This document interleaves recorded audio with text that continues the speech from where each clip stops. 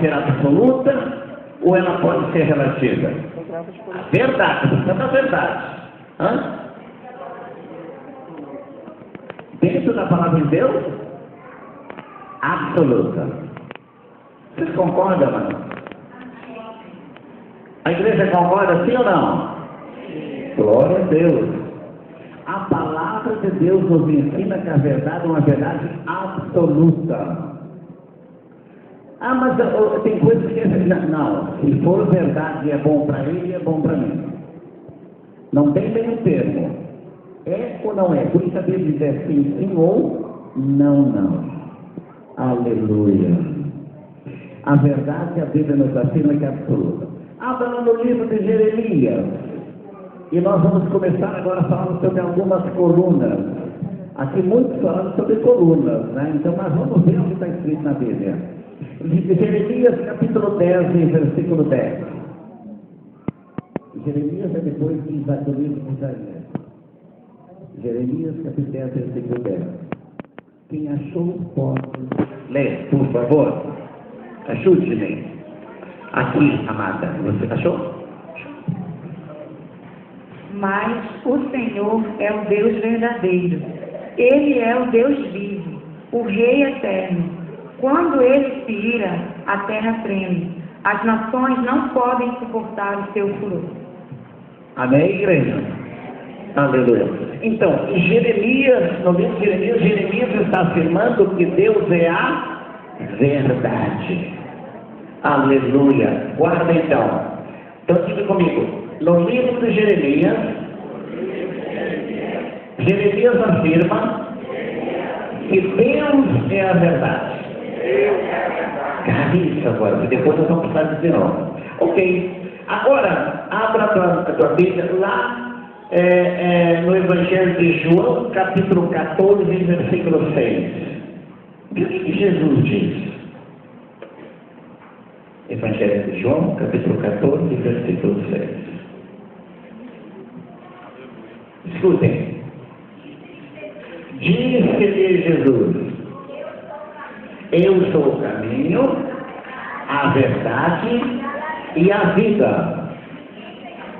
Ninguém vem ao Pai senão por mim. Antes de eu continuar, olha aqui, Jesus, então, ele está dizendo que ele é a verdade. Ele diz: eu sou o caminho e a verdade e a vida. Então, o próprio Jesus está dizendo no Evangelho de João que ele é a verdade. Esse versículo dá para pregar uma semana sobre ele, que é linda demais. Olha bem, mas tem coisa que chama a atenção nesse versículo, onde Jesus diz que ele é o caminho, a verdade e a vida. Caminho, verdade, caminho verdadeiro e vida. Ei, vida todos nós temos aqui desde a menor criança que está ali até a pessoa de mais idade que se encontra no nosso meio. Todos têm vida. Se nós chegarmos agora num hospital, tem hospital nessa cidade, tem, né? Pois é. Chegarmos indo até o hospital, tem gente que está nesse momento, nesse exato momento, fazendo ficha para consultar. Tem outros que já fizeram ficha de estão no posto de triagem ao lado para consultar. Tem outros que fizeram ficha, já passaram pelo posto de triagem, já estão no pronto-socorro recebendo atendimento. Tem outros que passaram por esses 3 estágios e já estão no 4º. Tem outros que passaram por todos os estágios e já estão numa sala de cirurgia. Tem outros que já passaram por todos os estágios e saíram da sala de cirurgia e estão no 4º se recuperando. Aliás, no 4º estão numa UTI se recuperando. Ei, até na UTI as pessoas estão respirando por aparelhos. Elas têm vida. Mesmo que esteja respirando só por aparelhos, não tendo vida. Agora, quando terminou de ligar os aparelhos, que ele faleceu, morreu, então o que acontece? Não fica mais na UTI. Já vai, já desce para o microtério, para a capela lá, viu? Então, por tempo a vida. Agora eu pergunto uma coisa para você. Se Jesus disse que ele é o caminho, a verdade e a vida, nós temos vida. Mas que tipo de vida eu e você estamos levando? Será que a verdadeira vida que Deus quer que nós levamos? Será que eu não estou fazendo da minha vida algo para próprio eu me prejudicar? Será que eu estou guardando o templo do Espírito Santo, que é o meu corpo? O que será se o Espírito Santo dissesse agora para mim e para você? Como está? Como estamos deixando o Espírito Santo habitar em nós? Será que estamos deixando o Espírito Santo habitar com tranquilidade? Com verdade absoluta? Ou estamos fazendo restrições ao Espírito Santo? Agora dá licença, porque agora eu vou ter que fazer tal coisa, fazer essas coisinhas aqui. Mas são pegadinhas só, e lá em Provérbios diz que aquele que confessa e deixa alcança a misericórdia. Faço e já confesso. Mas tu lembra daquela mulher adúltera que foi pego no ato do adultério? O que Jesus disse para ela? Vá, mas não peques mais. Mas peraí, só um pouquinho, não, vou parar. Tem uma coisa que eu não consigo entender. Mas se Jesus disse que vá, mas não peque mais, por que eu peco por palavras, gestos, obras, atos e até por pensamento? Eu sou um pecador. Sim, eu sou um pecador, mas um pecador arrependido. Amém? Aleluia. Agora, quando Jesus disse assim para ela, vá, mas não peque mais, Jesus está dizendo para ela assim, ó, com outras palavras, filha, vá, mas não torne mais fazer a mesma besteira que você acabaram de cometer. Pecar? Deus sabia que ela ia pecar. Nós pecamos todo dia. Mas então ele disse, filha, vá, mas não peques mais. Quer dizer, vá, mas não torne a fazer essa besteira que tu acabaras de cometer. Não faça mais. Isso que ele quis dizer. Ok. Uma coisa que me chama a atenção nesse versículo é que essa palavra, um pronome chamado ninguém. Jesus disse o caminho, a verdade e a vida. Ponto. Pode observar que tem um ponto aí depois nesse versículo. Jesus disse o caminho, a verdade e a vida. Ponto. Aí tem um pronome. Ninguém. Sabe, tu pode pensar o que é ninguém? Ninguém significa não tem gordinho, não tem magrinho, não tem baixinho, não tem altinho, não tem pretinho, não tem branquinho, não tem analfabetinho, não tem estudadinho, PhDzinho, não tem para ninguém. Jesus disse, ninguém venha ao Pai senão por mim. Amém? Então, isso é verdade. Lá no livro do Evangelho, lá no Evangelho de João, capítulo 14, versículo 6, então, Jesus diz que ele é a verdade. Lá no livro de Jeremias, capítulo 10, versículo 10, Jeremias ele afirma que Deus é a verdade. No livro de João continua então falando que Jesus pode dizendo que ele é a verdade. Agora, abra sua Bíblia lá. Na primeira epístola de João, capítulo 5 e o versículo 6. Primeira epístola de João, capítulo 5 e o versículo 6. Lê. Jesus Cristo é aquele que veio por meio de água e o seu batismo. E com como é que é? E com o sangue de sua morte. Ele veio com a água e com o sangue. E não somente com a água. Presta atenção. E o próprio Espírito Santo é testemunho que isto é a verdade. Porque o Espírito é a verdade. Então, obrigado. O que nessa carta da Epístola de João afirma? Que o Espírito Santo de Deus é a verdade. Ok? Então nós temos ali de Jeremias, João, sempre eles falam do que cada um é na sua palavra. Ora, João diz que 14,6 que Jesus é a verdade. Livro de Jeremias diz que Deus é a verdade. No livro então, aqui agora na carta dele, ou seja, a Epístola de João, diz que o Espírito de Deus é a verdade. Amém? João 17:17. Agora fala aqui a palavra, sobre a palavra. João 17:17.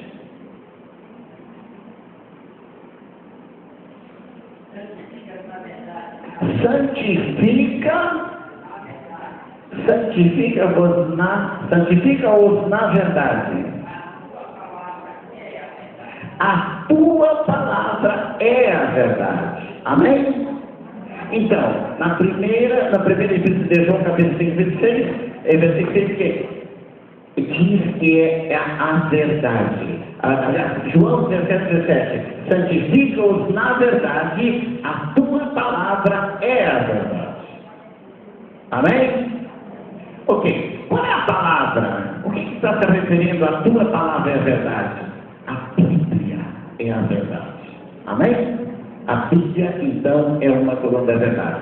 Salmo 119, versículo 5. E a outra pessoa, por favor, 119, 151. Salmo 119, versículo 151, outro Salmo 119, versículo 105, e outro Salmo 119, 142.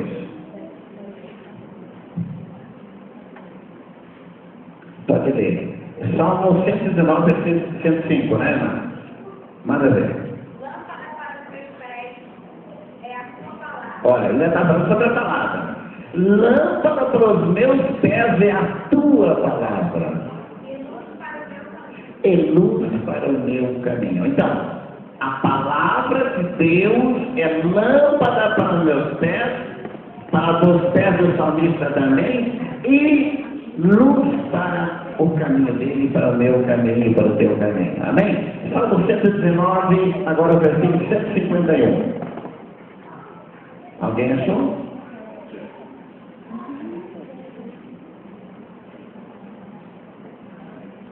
Pode ler. Tu estás perto.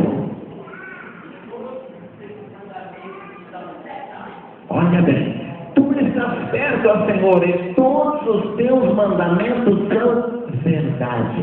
Então, quantos mandamentos? Quantos mandamentos são? 10 mandamentos. Então, os 10 mandamentos, ou seja, os mandamentos de Deus é coluna da verdade. Aleluia. Agora o 142, Salmo 119, 142. Alguém achou? 142, agora o versículo. A tua justiça, ou seja, a tua retidão, é eterna.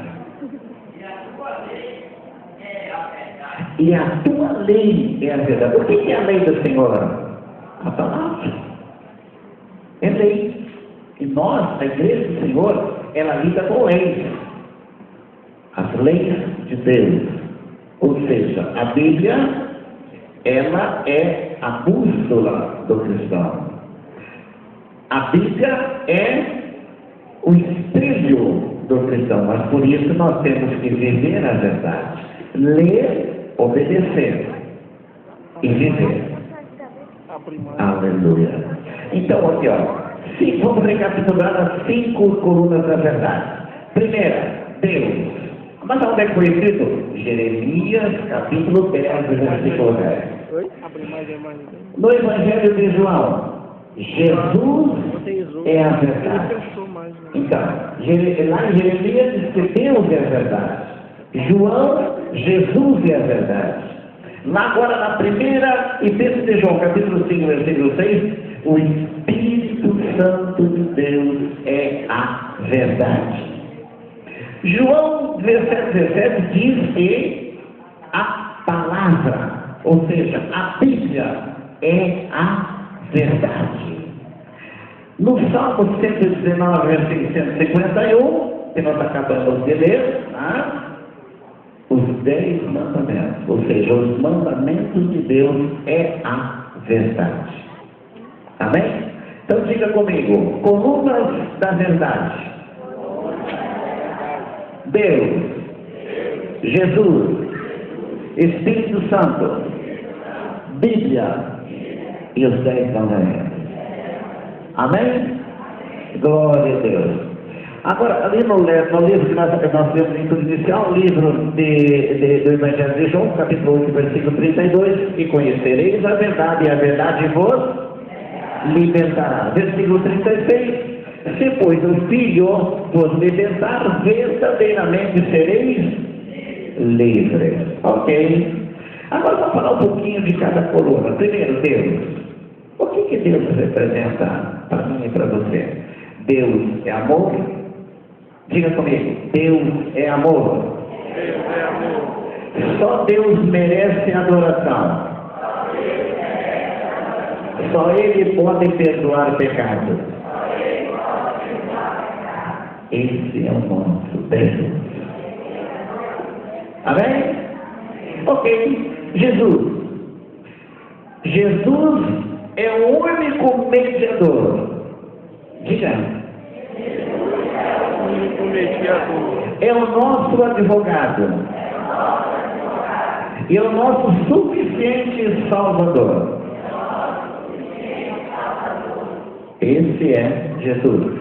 E agora o Espírito Santo. Diga comigo, o Espírito Santo é onisciente, onipresente e onipotente. Amém? Agora, o que é os 10 mandamentos? O que está dizendo? Que o amor a Deus e o amor ao próximo não pode separar um do outro. Se você verdadeiramente ama a Deus, você tem que amar o teu próximo como a ti mesmo. Amém? Aleluia! Ei, você tem amado o próximo como a você mesmo? Verdade verdadeira? Opa! Tá bom, né? Como é difícil nós amarmos alguém que pisa no nosso carro. Como é difícil nós amar alguém que fala de nós. Nos injuriam, nos caluniam. Como é difícil nós amar alguém que nos prejudica. Como é difícil nós amar alguém que nos machuca. Como é difícil. Mas a Bíblia diz que amar a ti, ou amar o teu próximo como a ti mesmo. Será que eu tenho amado o meu próximo? Será que eu tenho perdoado alguém? Será que eu tenho liberado esse perdão? Ei, eu vou fazer uma pergunta para você. Você acredita que possa haver perdão esquecendo das ofensas? Sim ou não? Não? Mas como eu posso perdoar então? Esquecendo das ofensas. Alguém me ofendeu, eu esqueço de perdoar no nome de Jesus. Eu quero abrir aqui um parênteses, escute bem, um pequeno testemunho meu. Eu, quando tinha 9 anos de idade, a minha irmã mais velha, a minha irmã mais velha tinha 11 anos na época. E o meu pai, quando os meus avós criaram um menino, uma criança, e esse menino cresceu. E quando os meus avós faleceram, o meu pai, que era o mais velho, o filho mais velho, então pegou para continuar criando. E quando ele atinge 28 anos de idade, esse moço, criado então como se fosse irmão do meu pai, né? Ele, então, a minha mana com 11 anos de idade, eu, na minha frente, esse rapaz de 28 anos de idade, estava molestando a minha mana, minha irmã. Qual é a reação minha? Desespero. Eu pego ela pela mão, jurei que eu mataria ele, jurei. E quando eu crescesse, eu mataria ele, buscaria onde ele estivesse, eu mataria, tiraria a vida dele. E eu peguei, eu lembro até hoje, peguei a minha mana pelo braço, levei até a presença do meu pai. Chego, conto o que tinha acontecido, sabe o que aconteceu? O meu pai me deu a maior surra da minha vida. Ele não acreditou em mim porque era uma criança, mas acreditou naquele homem de 28 anos de idade. Aquilo doeu no meu coração, não pela surra, a surra também dói, né? Mas me doía o que eu via acontecer. Mas eu jurei que passasse o tempo, eu cresceria e então eu me vingaria daquilo. E eu fui crescendo com aquela revolta, com aquela ira dentro de mim. Não, isso é normal com qualquer pessoa, qualquer ser humano. Chegou, e eu quando fui crescendo, eu coloquei na minha cabeça, no meu pensamento, que eu queria um dia ser polícia, e então, quando eu tirasse as minhas primeiras férias, eu poder comprar uma arma potente, poderosa, e ir atrás aonde ele estivesse e mataria ele. E conforme ia crescendo, eu enxergava ele morava dentro da minha casa, continuou morando, eu olhava para ele e dizia, eu vou te matar.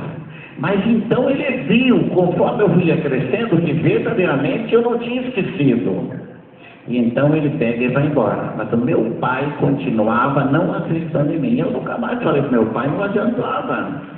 Falar para ele apanhar para quê? Né? Se eu levei a maior surra da minha vida, quando eu contei para ele. Eu e a minha mana apanhamos tremendamente porque meu pai pensou que nós tínhamos inventado para prejudicar aquele moço. E nós contamos a verdade.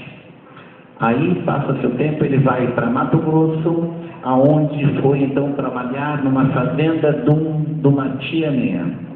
Ok. Passou-se o tempo, e naquela época não tinha telefone, nós morávamos no interior do interior, viu?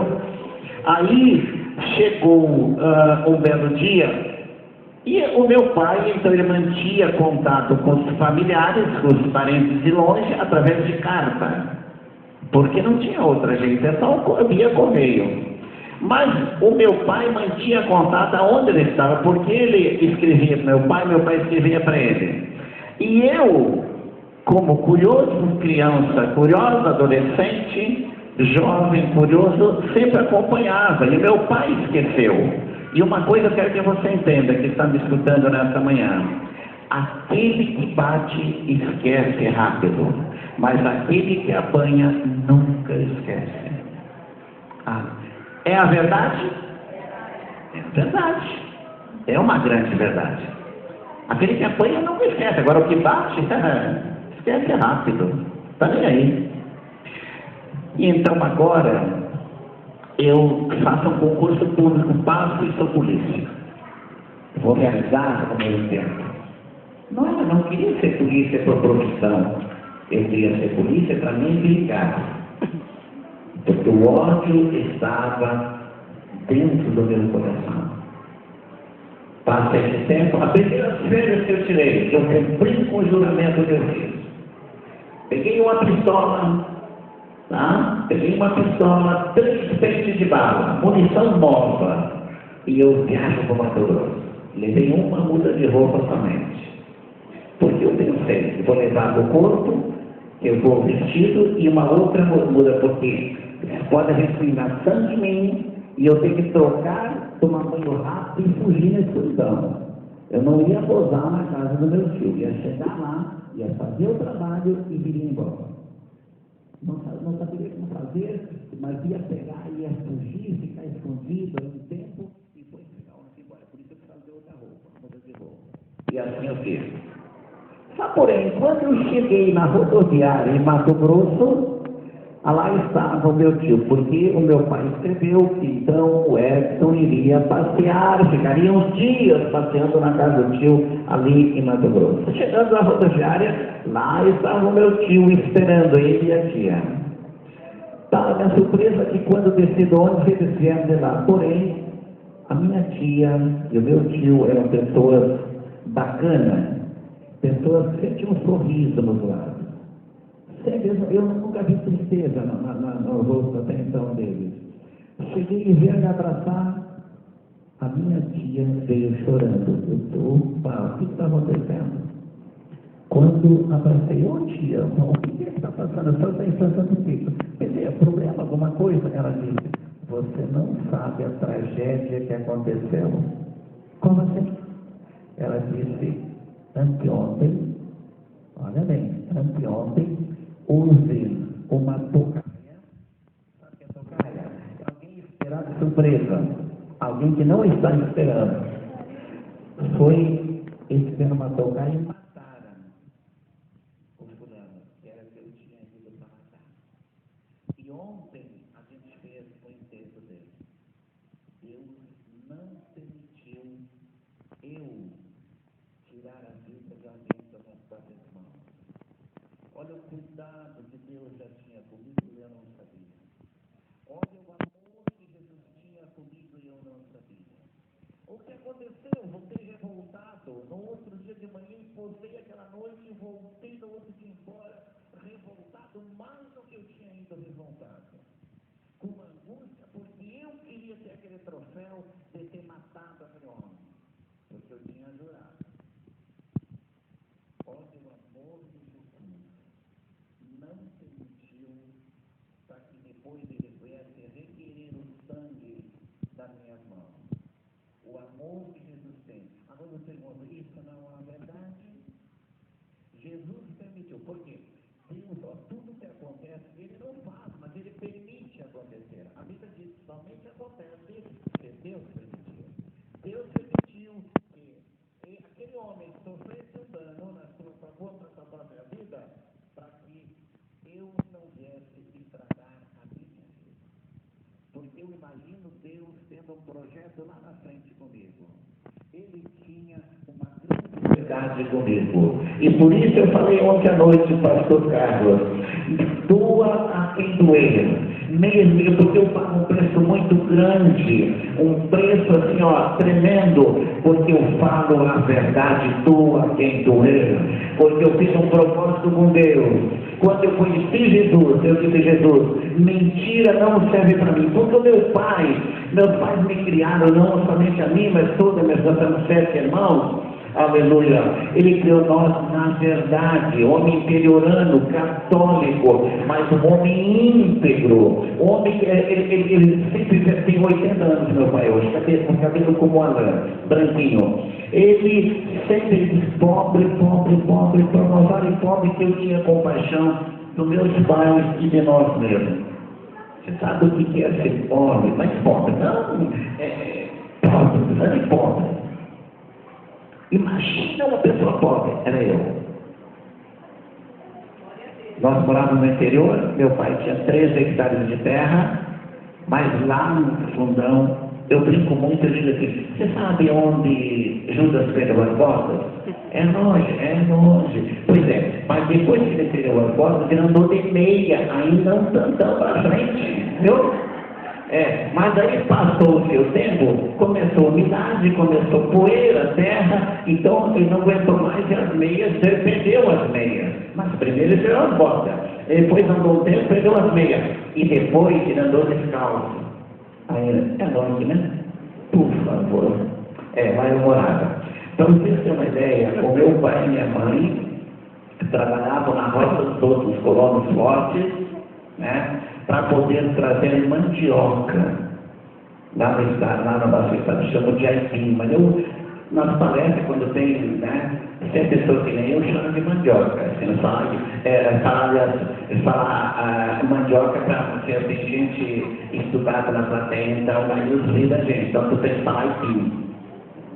Mas lá no interior então, é mandioca. Tem também macaxeira, tem um monte de nomes, né? Tá, aí eu conheci como mandioca, né? Aí, você imagina o meu pai e minha mãe trabalhando o dia inteiro para tardinha, vim com um saco de sopa nas costas, trazendo mandioca para a mãe então colocar para cozinhar e depois fritava numa panela de ferro, amassava com uma colher de pau, né? Então criava aquela casca, quando ela virava, então ficava um bolo gostoso. Eu era para nunca mais nem ver mandioca na minha frente, mas amo mandioca. Amo. Um feijão com arroz. É macaxeira, tá aí, eu estou falando. Tem lugar que é macaxeira. Então tá, mas entenda, a macaxeira lá, eu falo mandioca. Todo mundo fala de macaxeira. Poxa, gente, um feijão, um arroz, uma macaxeira e um molho de carne. Meu Deus, é hoje, meu Deus. Molho. Aleluia! É bênção do céu, viu? E olha que o gaúcho gosta de churrasco. Eu deixo o churrasco de lado para comer essa comida. Comida caseira, gostosa, viu? Maravilhosa. Amém? Aí o meu pai e minha mãe trabalhavam durante o dia, um dia bonito como hoje, dava para trabalhar, tinha sol. Aí nós tínhamos comida. Mas o dia que chovia, que não podia ir cultivar, trabalhar na roça dos outros, o nosso café, nosso almoço e nossa janta era água doce com melado. Dizem como é que é o nome? É melado? É mel? É o estado todo. Assim. É uma coisa que traz da cana de açúcar. Hã? É mel? Quando é não? Garapa. Tá, então aí, essas coisas aí, tá? Você imagina adoçar uma água doce com aquilo ali? Esse é nosso café, nosso almoço e nossa janta. Ô, gente, isso é mais pobre que isso. Olha, que nós enfrentávamos isso aí. Só que esse menino pobre, que vocês estão olhando para mim, que um dia foi pobre. Então, com 17 anos de idade, eu fiz um teste num time de futebol lá chamado Três Passos Atlético Clube, lá no Estado Três Passos, que eu sou três-passense. Então fiz um teste e passei. Então agora esse menino era um menino que começou a jogar futebol com 17. Quando não estava antes de 18 anos, o time de São Luís de Juí, onde jogou Dunga, onde jogou Bonamigo, Casca e outros tantos da época, Tarcísio, que jogou no Grêmio, na época jogamos juntos. Então, Dunga foi pro Internacional e Bonamigo no Grêmio. E eu fui para o Penharol do Uruguai, porque as minhas raízes, eu sou Rodrigues Cavalheiro. Rodrigues é raízes argentina e uruguaia, viu? Então, eu tinha familiares lá, fui para o Penharol, contratado pelo Penharol. Aí cheguei até o Boca Juniors, que você já deve ouvir alguém, deve falar, é um time de expressão máxima do futebol argentino. Eu cheguei e passei tudo por lá. Agora, então, eu era do menino pobre, eu passei a ser um menino rico. Mas eu sempre via o sofrimento do meu pai. Sabe o que eu fiz? Eu sempre investi. Botei muito dinheiro fora, claro, isso é normal, né? Sem Jesus é tremendo, é terrível. Então, nós compramos as terras da nossa vizinhança.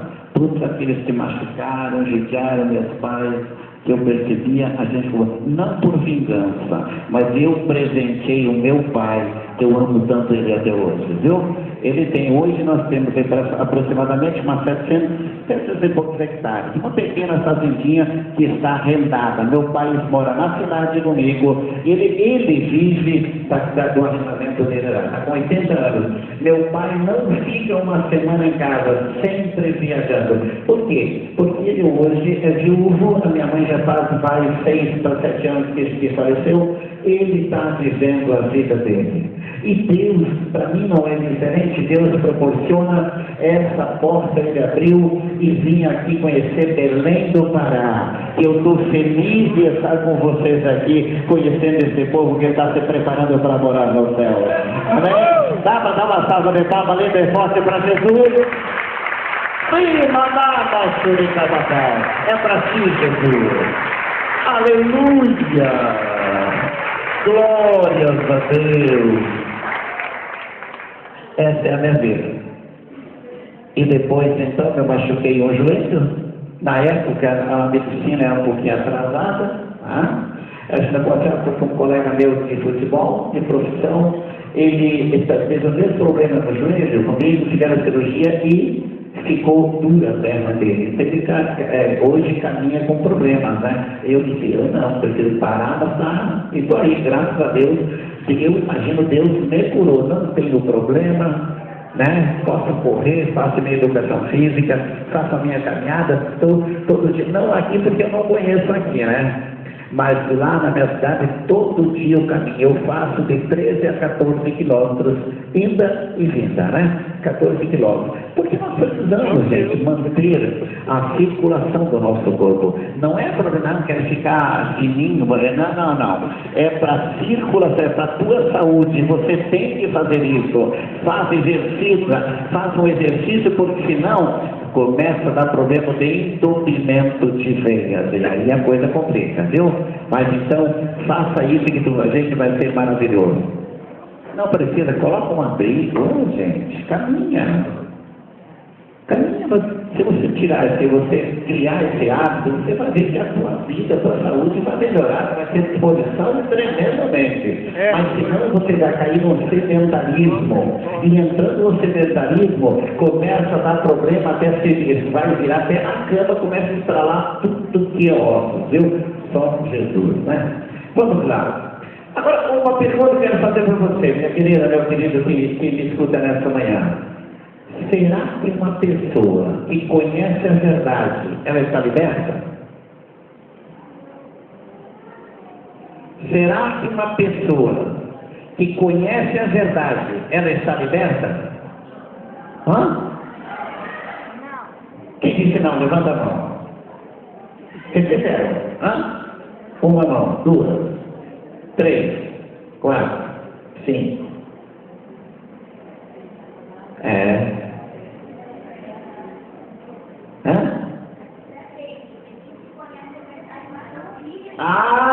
é a resposta. Amados, não adianta conhecer a verdade e não viver a verdade. Não adianta você conhecer toda a verdade e não obedecer, vivendo a verdade. E aí eu quero abrir um parênteses aqui. Tem muita gente que está enfrentando um grande engano dentro das igrejas. Eu não sei, tem aqui no Ministério Belém, tem aqui culto de libertação e cura divina?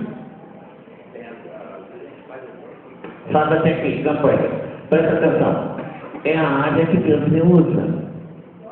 Na área de cura e libertação. Deus tem misericórdia de mim nessa área. Então, escuta essa. Mas tem gente que enfrenta uma falsa libertação. Vem os cultos, frequenta os cultos, faz campanha, é curada, sai liberta dali. Mas compensação, chega em casa, volta tudo de novo. Então isso é uma falsa libertação. Sabe por quê? Porque não vive a verdade. Só vem na igreja para buscar prosperidade, para buscar cura do seu corpo físico, mas na verdade não quer viver a verdade verdadeira. Então, eu chamo isso de uma falsa verdade. Não vive a libertação, é uma falsa libertação. Você me entendeu, amém? Será que uma pessoa que conhece toda a verdade, ela pode não estar liberta?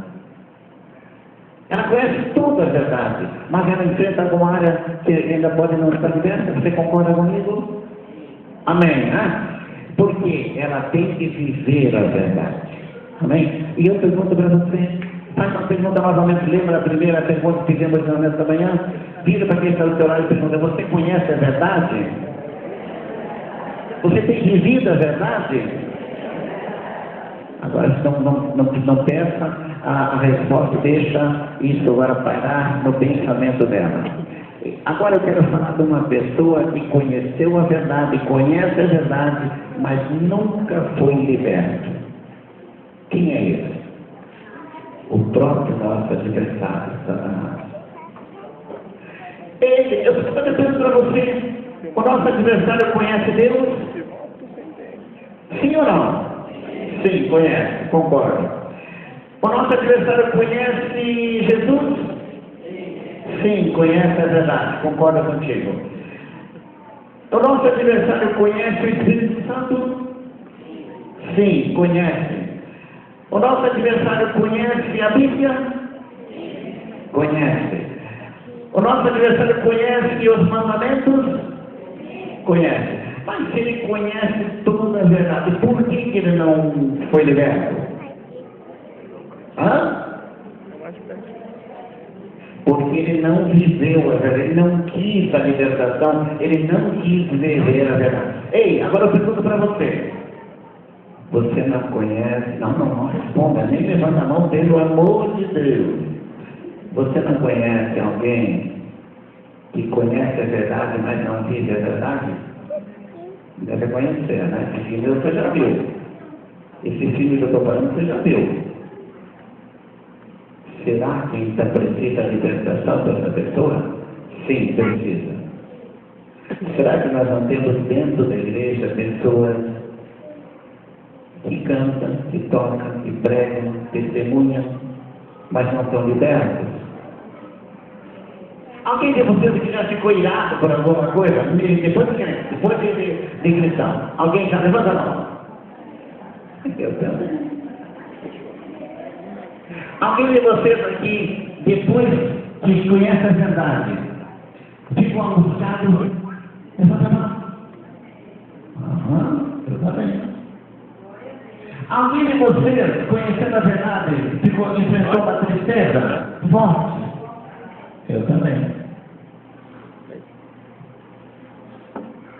Alguém de vocês aqui, conhecendo a verdade, como diz o gaúcho, pisou na bola? E como, né? E como? Mas eu conheço a verdade, então eu preciso libertar. E eu estou pregando primeiro, o pregador, não se engana, o pregador primeiro prega para ele, para depois pregar para a igreja. Tem muita gente que traz um porrete aqui, não sei como é que chama, para bater em alguém, um chicote. Tem pregadores que trazem um chicote dentro da mala e quando vem para a igreja traz assim na mão e deixa aqui em cima do púlpito. E aqui, ó, chicotada na igreja. E tem gente, glória a Deus, aleluia. Pô, gente, para e pensa. O cara está te batendo, está te machucando. E você não precisa ouvir isso, não. Você tem que ouvir a verdade. Aí você pode se alegrar, porque verdadeiramente aquilo é comida para você, alimentação espiritual para a tua alma. Nesta manhã eu estou trazendo comida para você, eu estou trazendo palavra, e se é palavra é verdade, porque Deus está nesse negócio, Jesus está nesse negócio, o Espírito Santo está nesse negócio, a palavra está nesse negócio, e os mandamentos e a lei de Deus está nesse negócio nesta manhã, nesse lugar que é o templo e a casa do Senhor. Aleluia! Glórias ao Pai, ao Filho e ao Espírito Santo de Deus. Aleluia! A resposta, mas se ele conhece a verdade, por que não está liberto? Olha, vamos ver a resposta. Abra tua Bíblia e nós estamos aí terminando. Abra tua Bíblia, primeiro Evangelho de João, capítulo 8, versículo 44. Vamos ver o que será que ao Senhor quer falar conosco nesta manhã a respeito de libertação. Aleluia! Glória a Deus. 8h44. Alguém achou? Vem cá, irmã, vem cá. Pode subir aqui. Eu quero que você preste atenção. Ela vai fazer a leitura da palavra de Deus. E se você tiver alguma interpretação da Bíblia, se tiver interpretação diferente, eu quero que você então fale para nós. Presta atenção. Vós tendes por pai ao diabo, e quereis satisfazer os desejos de vosso pai. Ele foi homicida desde o princípio, e não se firmou na verdade, porque não há verdade nele. Quando ele profere mentira, fala do que lhe é próprio, porque é mentiroso e pai da mentira. Tem alguém que tem tradução diferente? Tem alguém? Tem? Então vem, sobe aqui. Porque na verdade nós estamos conhecendo a verdade verdadeira que é a palavra de Deus. Amém? Vocês são filhos do diabo e querem fazer o que o pai de vocês quer. Desde a criação do mundo, ele foi assassino e nunca esteve do lado da verdade, porque nele não existe verdade. Quando o diabo mente, está apenas fazendo o que é o seu costume, pois é mentiroso e é o pai de todas as mentiras. Amém? Obrigada, Marta. Você pode entender? Você pode entender o que o Senhor diz concedente ao nosso adversário? Ele conhece a verdade, porém, ele é aquele que foi e continua a ser homicida. Ei, no livro de João, Evangelho de João, capítulo 10, versículo 10, está escrito assim, ó. Que o nosso adversário veio para roubar, matar e destruir. Ele veio roubar. Roubar o quê? Os projetos do ser humano. Roubar. Matar o quê? Os sonhos do ser humano. Roubar projetos, matar sonhos e destruir famílias. Isso é o que ele sabe fazer, além de ser o pai da mentira.